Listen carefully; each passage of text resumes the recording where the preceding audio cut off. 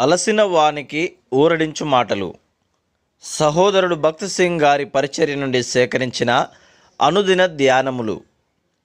ఎవడైనను క్రీస్తునందున్న ఎడల వాడు నూతన సృష్టి, పాతవి గతించెను, ఇదిగో క్రొత్త వాయెను.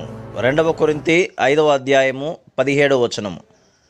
ఏ మనుష్యుడును తనకు తానుగా ఈ లోక కోరికలను విడిచిపెట్టలేడు. ప్రభు అయిన యేసుక్రీస్తు ఒక వ్యక్తి యొక్క హృదయంలోనికి వచ్చినప్పుడు మాత్రమే అతడు విడిపింపబడగలడు. మన బంధకముల నుండి విడిపించగలవాడు ఆయనే. ఆయన బలమైన హస్తము మనలను ఈ లోక ఆకర్షణల నుండి మరియు అపవాది నుండి విడిపించగలదు. ఇది ఇట్లుండగా, ఎవరు తమ స్వంత సామర్థ్యము ద్వారా తప్పించబడుటకు ప్రయత్నించెదరో వారు త్వరలో మరలా బంధకములలోనికి లాగబడుదురు.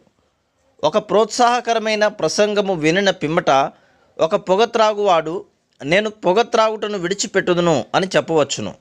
ఎంతో కష్టముతో అతని తీర్మానమును 3-4 దినములు నిలబెట్టుకొనును. తరువాత తన కడుపు బ్రతిమాలుట మొదలుపెట్టును. అయ్యా, నేను పొగ త్రాగవలను. మంచి ఆహారము, పాలు, మిఠాయిలు ఇవి ఏవి నన్ను తృప్తిపరచవు. నాకు తప్పక పొగ కావాలి. దాని కొరకు వేచి ఉన్నాను. దయచేసి నాకు పొగాకు నిమ్ము. అది లేకపోతే నేను చచ్చిపోయేదనని బ్రతిమాలును. చివరికి అతడు తీర్మానమును వదిలి తిరిగి తన పాత అలవాటుకు ఎప్పుడునూ లేనంత ఎక్కువగా వెళ్ళిపోవును. మన ప్రభు అయిన యేసుక్రీస్తు రక్తం యొక్క శక్తి మన జీవితంలో పనిచేయుట ద్వారా మాత్రమే మనము మన పాపముల నుండి విమోచింపబడగలము. ఆయన ఈ లోకమును, పాపమును, మరణమును, నరకమును మరియు సాతానును జయించెను.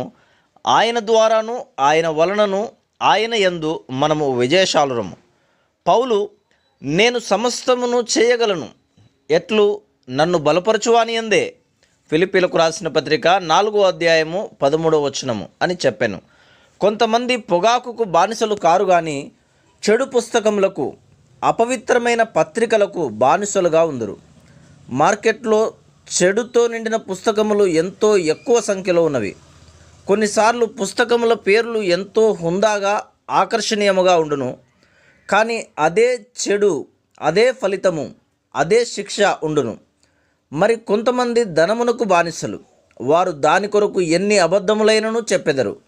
మరియు ధనము సంపాదించుటకు ఎంత అవినీతి కార్యములనైనను చేసెదరు. మరికొందరు అధికారము కొరకు అత్యాశ కలిగి దాని కొరకు ఇతరుల జీవితములను నాశనము చేయుటకు కూడా సిద్ధపడుదురు. క్రీస్తు వారి హృదయములోనికి ప్రవేశించినప్పుడు ఆయన బలమైన హస్తము చేత వారిని ఈ బంధకములన్నిటి నుండి విడుదల చేయును. నా స్వంత అనుభవం నుండి ఇది నిజమని చెప్పగలను.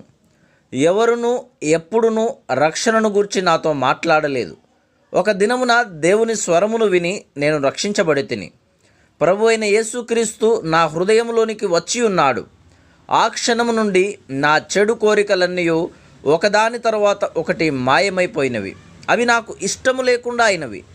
క్రీస్తే నాకు దైవిక విషయములపై ఎడతెగని ఆకలిని, దప్పికను ఇచ్చియున్నాడు.